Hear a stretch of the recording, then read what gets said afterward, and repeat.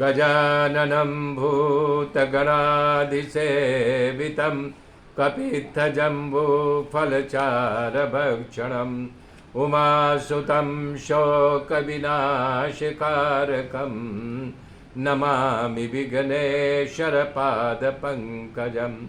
गुरुर्ब्रह्मा गुरुर्विष्णु गुरुदेव महेश्वर गुरु साक्षात् परब्रह्म तस्मै श्री गुरुवे नमः। तस्मै श्री गुरुवे नमः। या कुन्देन्दु तुषारहारधवला या शुभ्रवस्त्रावृता या वीणा वरदण्डमण्डितकरा या श्वेतपद्मासना या ब्रह्माच्युतशङ्कर पवित्रभिर्देवैः सदा वन्दिता सा मां पातु सरस्वती भगवती निःशेषजाड्यापः। हरिः हरिः ओम्। श्रीमन्नारायण नारायण हरि हरि श्रीमन्नारायण नारायण हरि हरि श्रीमन्नारायण नारायण हरि हरि श्रीमन्नारायण नारायण हरि हरि हरि ओम। मेरे मित्रों, कल मैंने बताया था कि भरत जी को वो गांव वाले ले गए जो वन का राजा, तो उनको नया नया कपड़ा पहनाया और उनको आभूषणों से अलंकृत किया, माला पहनाया, तिलक किया, बैठा करके भोजन कराया। फिर भोजन कराने के बाद बाजे, मांगलिक बाजे पलने लगे, औरतें गीत गाने लगी। उनको बीच में करके भद्रकाली के मंदिर में ले गए। वहाँ पर एक अज्ञानी ब्राह्मण मंत्र पढ़ा और राजा को बोला, राजन तलवार उठाइए, इनका सर विच्छेद कीजिए।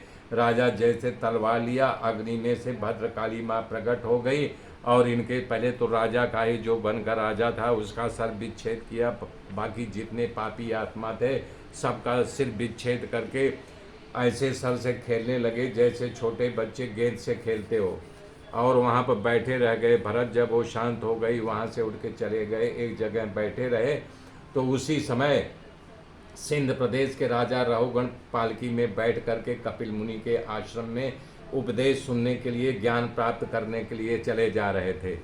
और थोड़ी दूर जब गए तो इच्छुमती नदी के किनारे पहुंचने पर जो चार कहार थे, एक कहार के पैर में कुछ ठोकर लग गई तो पालकी ढोने में असमर्थ हो गया। तो राजा ने आदेश दिया कि जो गांव दिखाई दे रहा वहां जाओ, किसी को पकड़ के लाओ।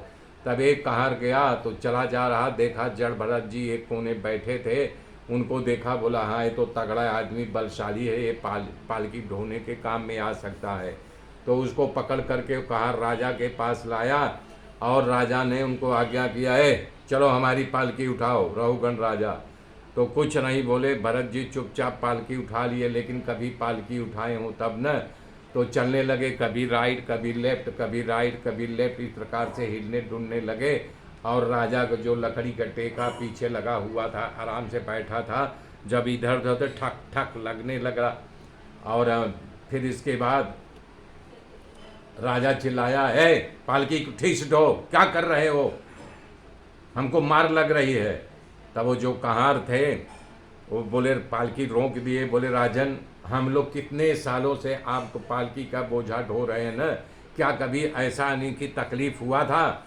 तो रहुगण राजा बोले, नहीं ऐसा कभी नहीं हुआ, तो आज क्यों हो रहा है? बोले, क्या बताएं राजन, ये जो नया आदमी तगड़ा वाला आया है न, ये कभी दाएं कभी बाएं कभी उछल कूद कर रहा है। तो बोले, ऐसा? बोले, हाँ हम तो आपकी आज्ञा में बंधे हुए हैं, जैसा आप कहते हैं वैसा कहते हैं। राजा रहुगण के बात सुन करके भयानक क्रोध आ जाता है। तब वो जो है भरत को डांटते हैं, ऐ तुम्हें क्या कर रहे हो, तुम्हें खबर नहीं कि मैं राजा हूँ? हाँ, तुम मेरा अनादर कर रहे हो, क्या तुम जीते जी मर गए हो? हाँ, लग रहा तुमको अभिमान है, और तुम नहीं जानते मैं जैसे यमराज शिक्षा देते हैं वैसे मैं तुमको शिक्षा दूंगा, तुम्हारा शान ठिकाने लगा दूंगा। तुम बिना मार खाए सुधरने वाले नहीं लग रहा है। हाँ, जब तक तुम्हें सजा नहीं मिलेगी तब तक तुम्हारी बुद्धि नहीं खुलेगी।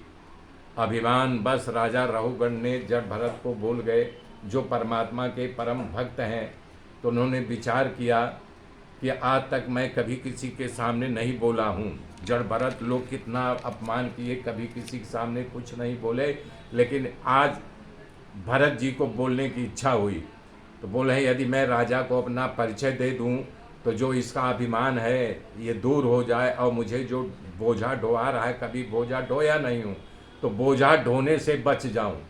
हाँ, इसमें बता रहे हैं भरत जी मन में कि दोष मेरा ही नहीं, मुझे मेरा परिचय दे देना चाहिए था।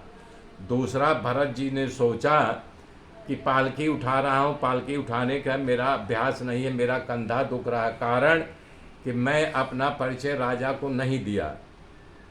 तीसरा बता रहे हैं राजा कपिल मुनि के आश्रम में ज्ञान लेने के लिए जा रहा है, यदि वही ज्ञान मैं इसको यहाँ दे दूँ तो इसके बुद्धि में जो यानी कि अहंकार है वो अहंकार मिट जाएगा, और यानी कि थोड़ा उपदेश मिल जाएगा। तो संत का मौन टूटा, राजा जड़ भरत का मौन टूटा। तब वो कह रहे, राजन तुमने जो कहा है सब सत्य कहा है। अरे ये वजन उठाने का काम संसार में वही करता है, बोझा ढोने काम जो मजदूर होता है, और मेरा इस मजदूर वृत्ति से कुछ लेना देना नहीं है। कह रहे हैं कि जो कुछ किया है वो शरीर का काम है, मैं शरीर से अलग हूँ, मैं आत्मा हूँ। मैं आत्मा हूँ मतलब बता रहे हैं कि आत्मा का और शरीर से मेरा कोई लेना देना नहीं है। इसलिए आपके द्वारा कहा जो आप अपमान कर रहे हैं ना, वो मुझे कुछ लागू नहीं पड़ता है। न तो मुझे तुम्हारे शब्दों से दुख हो रहा है और न शरीर से। अरे इस शरीर का मैं खुद लालन पालन नहीं करता, इसको मैंने छोड़ दिया है। चाहे जैसे तुम्हें मिले, धूप लगे धूप में बैठ, पानी मिले ना, नहीं मिले नहीं, भोजन मिले तो कर, नहीं मिले तो उपवास कर, इसका लालन पालन छोड़ दिया हूँ। मैं तो सब ये देह का अभिमान छोड़ करके विचरण कर रहा हूँ। देह का मुझे अभिमान नहीं है। अरे उसको अभिमान पड़ता है जो देह को अपना मानता है, मैं देह को अपना मानने वालों में से नहीं हूँ। हे राजा, आपने कहा कि मैं जीते जी मर गया हूँ, सही सही मैं मर गया हूँ।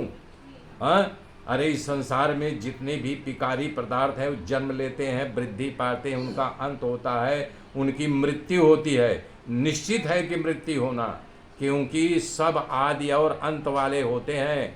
हे राजा, जहाँ सेवक और स्वामी का भाव है, तो ये न मैं तेरा सेवक हूँ न तू मेरा स्वामी है, ये अज्ञानियों को होता है सेवक और स्वामी के भाव।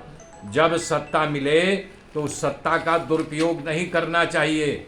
जो तेरे सर पे मुकुट रखा गया है, आज तेरे प्रजाजन तेरे को ये मुकुट उतार लें, तेरा अभिमान अपने आप नीचे गिर जाएगा, तुझे पदभ्रष्ट घोषित कर दे तो तेरा राज्य तेरे हाथ से छिन गया। फिर भी हे राजा, यदि तुम्हें अपने सामर्थ्य का अभिमान हो और तुम्हें राज्य सत्ता का मद हो तो आज्ञा करो, मैं तुम्हारी क्या सेवा करूं। हे राजा, तुम मुझे बोल रहे कि मैं तुम्हें शिक्षा करूंगा, हाँ, मेरा शान ठिकाने लगा दोगे। भरत जी कह रहे हैं मेरा शान ठिकाने है, परंतु तुम्हारा शान छटक गया है और तुमको शिक्षा करनी चाहिए। हे राजा, मैं तो जड़ हूँ, मेरा नाम लोग जड़ भर रख दिए गए हैं, मैं उन्मत्त दशा में घूम रहा हूँ। अर्थात हमको इस शरीर से कुछ लेना देना नहीं है, इस शरीर से हमारा कोई संबंध नहीं है। शिक्षा तो इस शरीर को करोगे ना। अरे सुख सगवड़ता और मुझे ये भान ही नहीं है, ये शरीर से मुझे कुछ लेना देना नहीं, तो क्या तुम मुझे शिक्षा करोगे। मैं तो पिसा हुआ हूँ, पिसे हुए के क्या पीसोगे, मरा हुआ मरे के क्या मारोगे। हे राजा, मैं अपने स्वरूप पर प्राप्त कर चुका हूँ, इसलिए मैं मुक्त हूँ। मुक्त पुरुष के जो तुम अपमानजनक वचन बोल रहे कुछ लागू नहीं पड़ता है। सुखदेव जी राजा परीक्षित को बता रहे हैं। इतना बोल करके भरत जी मौन हो गए और फिर पालकी अपने कंधे पर ले करके चलने लगे। तो जो राजा राहुगण था 2 मिनट के लिए शांत हो गया। ज्ञानी तो था ही, उसके ऊपर जो राख जमी हुई थी जैसे कोई फूंक मार के उड़ा दे, वैसे भरत जी के वचनों को सुन करके उसका अज्ञान रूपी पर्दा हट गया, ज्ञान का उदय हो गया। तुरंत जो है पालकी से कूद गया और भरत जी के चरणों में गिर करके उनका पैर पकड़ लिया। बाकी तीनों का हाथ पालकी रख दिए, बोले महाराज हमारी बहुत बड़ी गलती, हमारी बहुत बड़ी भूल है, आपके गंते पर जनेऊ और हमने आपको पहचाना नहीं। अरे मैं तो कपिल मुनि के आश्रम में ज्ञान लेने जा रहा हूँ, मुझे लग रहा है आप दत्तात्रेय भगवान हैं या कपिल साक्षात भगवान हमारा उद्धार करने के लिए यहाँ पर प्रकट हो गए हो। भगवान मुझे माफ़ कर देना। ऐसा कर करके गिड़गिड़ाने लगा, उनका पैर पकड़ करके बोले मुझसे बहुत बड़ी भूल हुई है। तब कह रहे हे महाराज, राजा राहुगण कर रहा है, मुझे इंद्र के वज्र का भी डर नहीं है और न ही महादेव का त्रिशूल का, न सूर्य से डर है, न चंद्रमा से डर है, और न मैं यमराज के दंड से दंडित होने से भी नहीं डरता हूँ। मुझे कुबेर जी का अस्त्र शस्त्र का भी डर नहीं है, परंतु ब्राह्मण कुल का अपमान करने से जो मुझे डर लग रहा है वो मेरी ज्ञान शक्ति छिन्न भिन्न हो गई थी। हाँ, मुझ जैसे मूर्ख के ज्ञान में नहीं आए। हे महाराज, विषयों से सर्वदा मैं लिप्त हूँ, इसलिए हमारी जड़ता बढ़ गई। आप जड़ नहीं है, आप तो ज्ञानी पुरुष हो। हमारे भूलों को क्षमा करना मेरे मित्र। आगे की कथा कल जोड़ूंगा, तब तक के लिए जय श्री राम, जय श्री राम, जय श्री राम।